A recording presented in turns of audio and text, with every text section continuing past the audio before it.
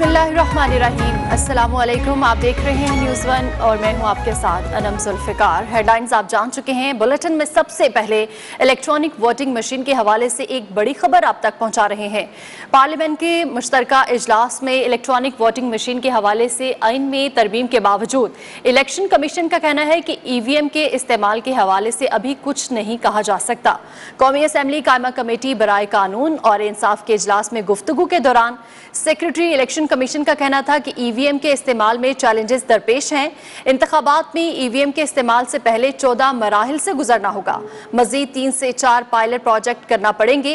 एक polling station पर कितनी इलेक्ट्रॉनिक वोटिंग मशीन होंगी तय करना बाकी है। आपको अहम खबर दे रहे हैं। पार्लियामान के मुश्तरका इजलास में इलेक्ट्रॉनिक वोटिंग मशीन के हवाले से आइन में तरमीम के बावजूद इलेक्शन कमीशन का कहना है कि EVM के इस्तेमाल के हवाले से अभी कुछ नहीं कहा जा सकता।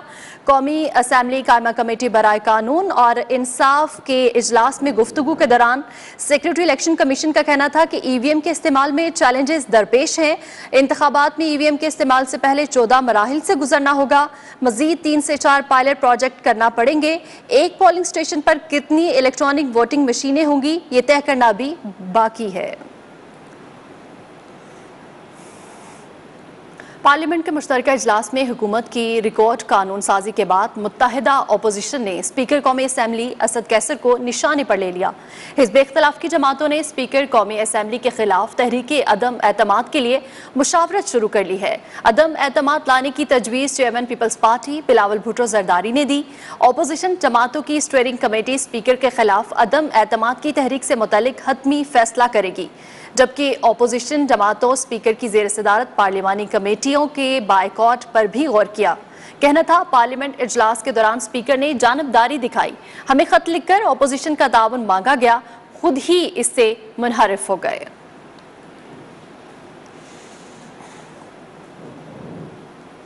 अपोजिशन इत्तेहाद PDM ने पार्लियामेंट के मुश्तरका इजलास में पास की गई कानून साजी को तस्लीम करने से इनकार कर दिया है। क्वेटा में JUI की कन्वेंशन से खिताब में PDM सरबराह मौलाना फजलुर रहमान का कहना था जाली हुकूमत की कानून साजी को नहीं मानते। फजलुर रहमान का कहना था कल पाकिस्तान की तारीख का स्याह तरीन दिन था। पार्लियामेंट ने 51 कानून 1 घंटे में पास किए। हमें सोचना होगा खराबी की जड़ क्या है। गैर जमहूरी कुव्वतों की गिरफ्त मजबूत हो रही है। गैर जमहूरी कुव्वतों से हमें इक्तदार नहीं चाहिए। 17 नवंबर को पाकिस्तान की तारीख का यौम सियाह था जब हमारे पार्लियामेंट और मजलिस शूरा के अंदर 51 कवानीन 1 घंटे के अंदर अंदर पास किए गए। हम इन तरामीम को सिर्फ ये नहीं कि मुस्तरद करते हैं बल्कि इन तरामीम को अपने जूते के नोक पर रखते हैं। हमारे ऊपर गैर जमहूरी कुव्वतों की गिरफ्त मजबूत होती चली जाती है, तो फिर एक दिन तो हमें सोचना होगा कि खराबी की असल जड़ क्या है। साबिक वज़ीर-ए-आज़म शाहिद खाकान अब्बासी कहते हैं हुकूमत ने कुलभूषण जाधव को घर बेचने का कानून बना दिया। पार्लियामेंट के मुश्तरका इजलास में की गई कानून साजी पर सवालात उठा दिए। कहा हुकूमत बताए कानून साजी आवाम के लिए की है या अपने लिए। ये इलेक्शन में चोरी को सहूलत देने की कवानीन है।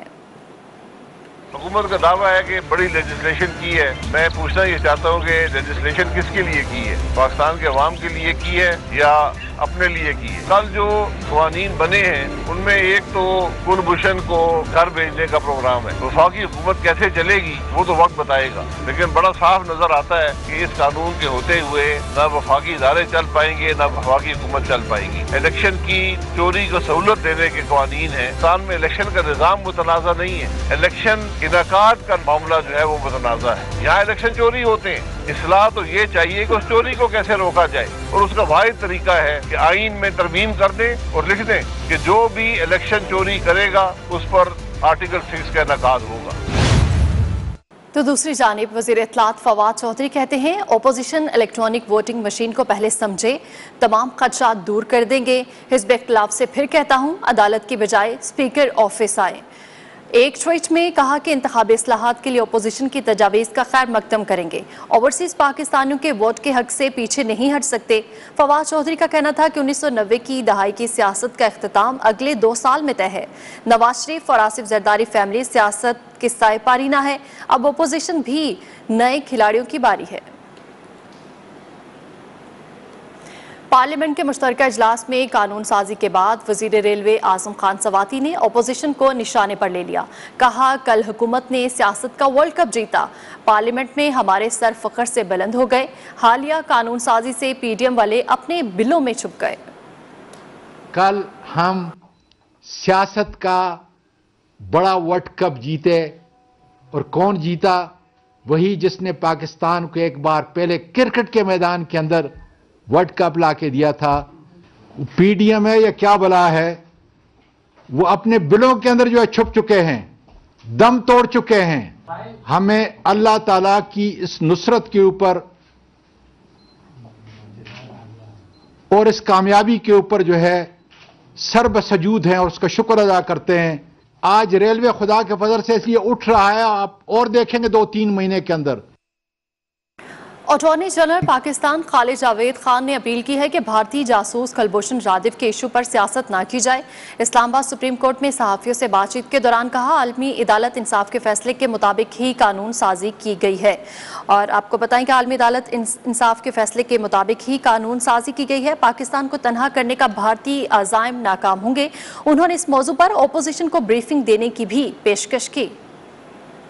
इंटरनेशनल कोर्ट ऑफ जस्टिस ने यह कहा था कि पाकिस्तान की कुछ बैनुल-अक़वामी ऑब्लिगेशंस हैं, उसको किस तरह फुलफिल करना है पाकिस्तान अपने कवानीन में तब्दीली करके करेगा, आईनी तब्दीली के जरिए करेगा, ये एग्जीक्यूटिव एक्शन से वो पाकिस्तान के ऊपर छोड़ दिया था।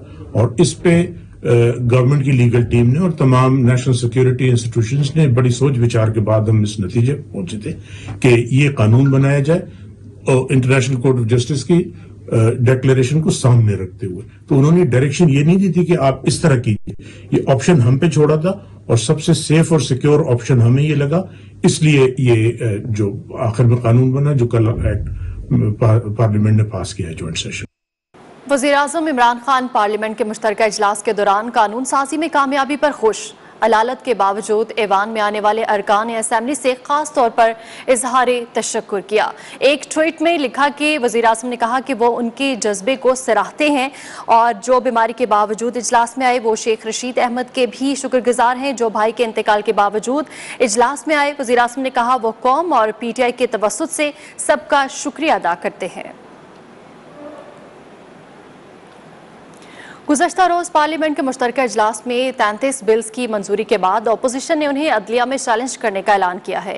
अपोजिशन इस कानून साजी को चैलेंज कर सकती है। इस सवाल के जवाब में नुमाइंदा न्यूज़ 1 उमर बर्नी ने इस्लामाबाद के सीनियर कानूनदान इमरान शफीक से राब्ता किया है। उनकी क्या राय है, आइए देखते हैं। जी बिल्कुल, गुज़श्ता रोज़ हुकूमत की जानिब से पार्लियामेंट के मुश्तरका इजलास में अहम कानून साजी की गई और कई तरामीम जो हैं वो पेश की गई जिन्हें मंजूर कर लिया गया। ताहम अपोजिशन जो है वो इन तरामीम की मंजूरी से काफ़ी नाला नज़र आती है। इसी हवाले से chairman People's Party Bilawal Bhutto Zardari की जानिब से ये ऐलान किया गया कि वो इन तरामीम को चैलेंज करेंगे। इस वक्त हम मौजूद हैं माहिर कानून इमरान शफीक साहब के साथ और उनसे पूछते हैं कि पार्लियामेंट के अंदर जो कार्रवाई होती है क्या वो कहीं पर चैलेंज हो सकती है या नहीं, और बिलावल भुट्टो के इस ऐलान में कितनी सदाकत है और ये कितना मुमकिन है।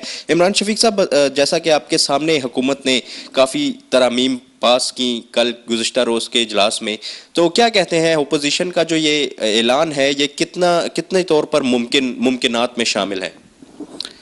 देखिए, एक है पार्लियामेंट की कार्रवाई को चैलेंज करना और एक है उस कार्रवाई के नतीजे में अगर कोई कानून साजी हुई है तो उसको चैलेंज करना। जो कार्रवाई के नतीजे में जो कानून साजी होती है, कानून हमेशा अदालत में चैलेंज हो सकता है। पाकिस्तान के आइन की दफ़ा 184(3) जो है वो सुप्रीम कोर्ट की जुडिशल रिव्यू की पावर्स हैं। पार्लियामान में कार्रवाई की बुनियाद पर कानून साजी को चैलेंज करना ये मुमकिन नहीं है, लेकिन कानून बजाते खुद अगर वो बना ही गैर आइनी तौर पर है और वो दस्तूर पाकिस्तान से मुतसादिम है तो उसको चैलेंज भी किया जा सकता है और अदालत को स्ट्राइक डाउन भी कर सकती है। अच्छा इमरान शफीक साहब, इस आज से पहले कोई ऐसी नज़ीर मिलती है कि पार्लियामेंट का कोई एक्ट जो है वो चैलेंज हुआ हो और उस पर फिर कोई रेमेडी या रिलीफ भी मिला हो अदालत की तरफ से? जी, पाकिस्तान में सैकड़ों कानून हैं जिनको अदालतों में कानून साजी हुई, अदालतों में उनको चैलेंज किया गया और अदालतों ने जुडिशल रिव्यू की पावर को इस्तेमाल करते हुए उन कानून को जो है वो स्ट्राइक डाउन कर दिया।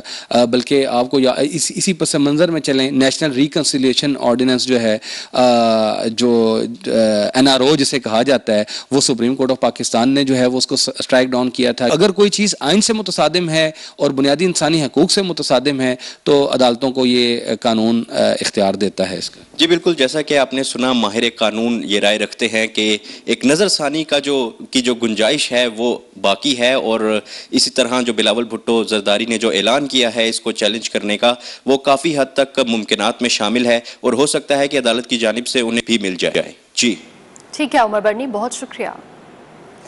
इस्लामाबाद से बड़ी खबर बुलेटिन में शामिल कर रहे हैं। सेनेट की कायमा कमेटी बराए खजाना में इराकी सफीर वीजा फीस का मसला लेकर कमेटी में पहुंच गए, लेकिन गवर्नर स्टेट बैंक आज भी इजलास में नहीं आए, जिस पर चेयरमैन सेनेटर तलहा महमूद तैश में आ गए।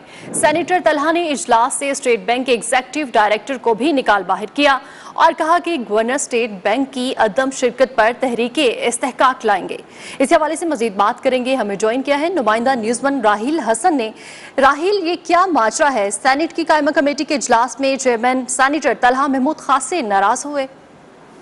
देखिए, सेनेट की खजाना कमेटी का इजलास जो है वो अभी भी जारी है, जिसमें अब से कुछ देर का भी जो है इराकी सफीर अपना एक मामला लेकर आए थे, जिसमें उनका ये कहना था कि हमारे पास जो डॉलर्स में इनकम आती है, जैसे वीजा फीस और दीगर जो मद में जो डॉलर्स आते हैं हमारे पास, वो हम बैंक में जमा करवाना चाहते हैं, लेकिन निजी बैंक जो है वो हमारे अकाउंट में ये पैसे रखना नहीं चाहता। और उनका ये कहना है कि पाकिस्तानी कवानीन के मुताबिक जो एम्बेसीज और दीगर जो फॉरेन वो जो करेंसी होती है वो अपने फॉरेन करेंसी अपने बैंक अकाउंट में नहीं रख सकते, जबकि पाकिस्तान पैसा जो है वो उन्हें अपने बैंक में रखना होता है। जिस पर ये कंसल्टेशन के लिए जब चेयरमैन कमेटी ने गवर्नर स्टेट बैंक का पूछा तो वो कमेटी में मौजूद नहीं थे, जिस पर जो चेयरमैन कमेटी थे वो इस्तीफा हो गए और उन्होंने कहा कि मुसलसल जो है वो गवर्नर स्टेट बैंक कमेटी से आदम हाजिर हैं और इस पर अगर मैं अपने इख्तियारात इस्तेमाल करना चाहूं तो मैं उनके वारंट गिरफ्तारी जारी करके उनको कमेटी में बुलवा सकता हूं। और कमेटी ने मुतफ़िका तौर पर तहरीक इस्तेहकाक पेश करने का भी फैसला किया है उनके खिलाफ। और कमेटी के तमाम अरकान ने इस रवैये की शदीद मज़म्मत की है और उनकी जानिब से कहा गया है कि जो कल स्टेट बैंक के हवाले से एक बिल भी पास किया गया है हुकूमत की जानिब से, जिससे बिल्कुल ऑटोनमस कर दिया गया है स्टेट बैंक को। और स्टेट बैंक अब जो है वो पार्लियामान को जवाब दे भी नहीं समझता और एक डायरेक्टर लेवल के बंदे को जो है वो कमेटी में जवाब के लिए पेश कर दिया जाता है। गवर्नर स्टेट बैंक इजलास में नहीं आए, जिस पर चेयरमैन सेनेटर तलहा महमूद तैश में आ गए। राहिल हसन हमें अपडेट कर रहे थे इस हवाले से, बहुत शुक्रिया। खबरें और भी हैं, शामिल करेंगे इस ब्रेक के बाद, हमारे साथ रहिएगा। ब्रेक के बाद आपको बताएं, लाहौर में फ़ज़ाई आलूदगी में ख़तरनाक हद तक इजाफा। आलमी तहकीकी इदारे ने खतरे की घंटी बजा दी। लाहौर आलूदगी फैलाने वाले शहरों में पहले नंबर पर आ गया।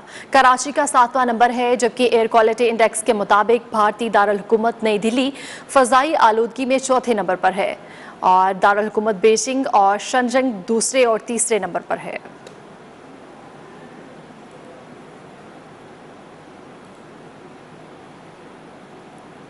विफाकी वज़ीर तालीम शफकत महमूद कहते हैं, इम्तहानात आइंदा साल मई जून में मुकम्मल सिलेबस के तहत होंगे।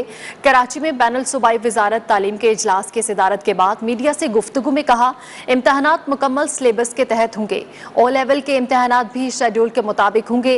विफाकी वज़ीर का कहना था कि कोरोना की वजह से शोबा तालीम बुरी तरह मुतासिर हुआ। रवा तालीमी साल जो सिलेबस पढ़ाया जा रहा है वो मुकम्मल किया जाएगा। मई जून में होंगे, मुकम्मल सिलेबस पे होंगे और उससे पहले जो OA लेवल के एग्ज़ाम है वो भी अपने शेड्यूल और टाइम के मुताबिक होंगे। तो ये एक खुशी का मुकाम है कि अल्लाह ताला के फजल व करम से जिस तरह ये बीमारी का मामला कम हुआ है तो अब हम तालीमी जो साल है उसके ऊपर उसी तरह जा रहे हैं जैसे कि पहले था। वापिस आएंगे ब्रेक के बाद। हमारे बैक ब्रेक के बाद आपको बताएं, पीपल्स पार्टी के रुकन कौमी असेंबली कादिर खान मंदुखेल के कौमी असेंबली में दाखिले पर पाबंदी आयद कर दी है। स्पीकर कौमी असेंबली ने गैर पार्लिमानी रवैये पर कादिर मंदुखेल के खिलाफ कार्रवाई के अहकाम जारी किए। पीपी रहनुमा पर पाबंदी 19 नवंबर के इजलास के लिए आयद की गई है, जबकि सेक्रेटेरिएट कौमी असेंबली शोबा कानून साजी ने कादिर खान मंदुखेल को खत लिखकर कार्रवाई से आगाह कर दिया है। असद कैसर ने कौमी असेंबली इजलास में शिरकत पर 1 दिन की पाबंदी आयद कर दी है।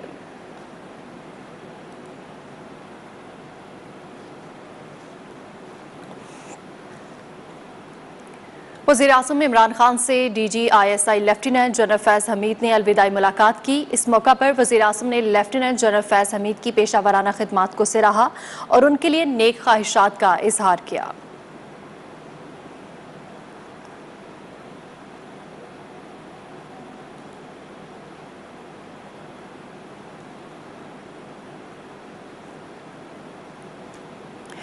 नारवाल से खबर दें, जहां गुरु नानक देव जी की आखिरी आरामगाह गुरुद्वारा दरबार साहब की यात्रा के लिए भारत का आला सतह वफ्द पाकिस्तान पहुंच गया। वफ्द में भारतीय पंजाब के वज़ीर आला चरणजीत सिंह भी शामिल हैं। पाकिस्तान आमद पर chief executive officer unit Kartarpur Mohammad Latif ने पाकिस्तान सिख गुरुद्वारा पर बंधक कमेटी के पुरदहान सरदार अमीर सिंह के हमरा जीरो लाइन पर इस्तकबाल किया। भारतीय वफ्द की आमद पर नई दिल्ली में तैनात पाकिस्तानी हाई कमिश्नर भी करतारपुर पहुंचे हैं।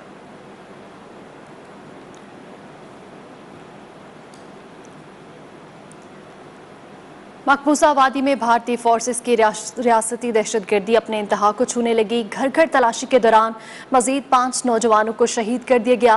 5 गिरफ्तार नौजवानों को नामालूम मुकाम पर मुंतकिल कर दिया गया। भारतीय फौज के हाथों 2 रोज में 9 कश्मीरी नौजवान शहीद हो चुके हैं।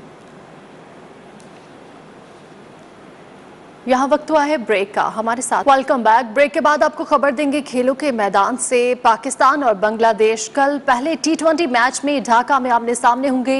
मैच पाकिस्तानी वक्त के मुताबिक दिन 2 बजे होगा। बाबर आजम जीत के लिए पुरुमीद है, जबकि 12 रुकनी टीम का ऐलान भी कर दिया है। खुशदिल शाह, हैदर अली और वसीम जूनियर को टीम में शामिल किया गया है। बाबर आजम टीम की क़यादत करेंगे, जबकि शादाब खान नायब कप्तान होंगे। दीगर खिलाड़ियों में खुशदिल शाह, फखर जमान, हैदर अली, हारिस रऊफ, हसन अली, मोहम्मद नवाज, मोहम्मद रिजवान, मोहम्मद वसीम जूनियर, शाहीन शाह अफरीदी और शुआइब मलिक शामिल हैं। पाकिस्तान और बांग्लादेश के दरमियान 3 T20 मैचेस की सीरीज का पहला मैच जुमा 19 नवंबर को शेर बंगला क्रिकेट स्टेडियम में मुकामी वक्त के मुताबिक दोपहर 2 बजे शुरू होगा।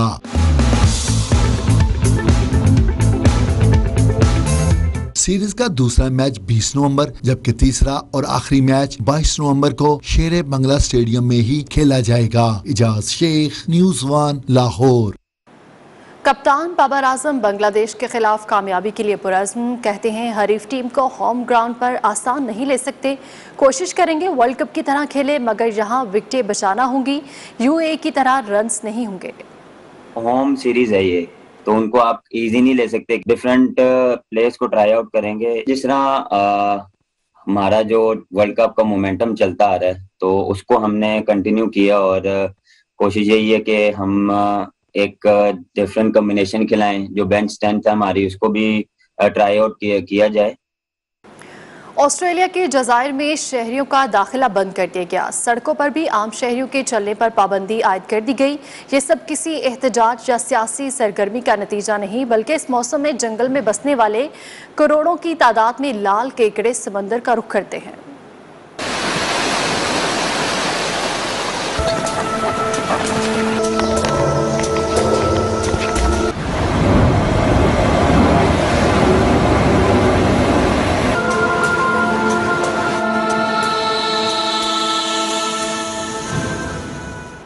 इसी के साथ ही न्यूज़ स्टूडियो से फिल वक्त इतना ही। देखते रहिए न्यूज़ 1।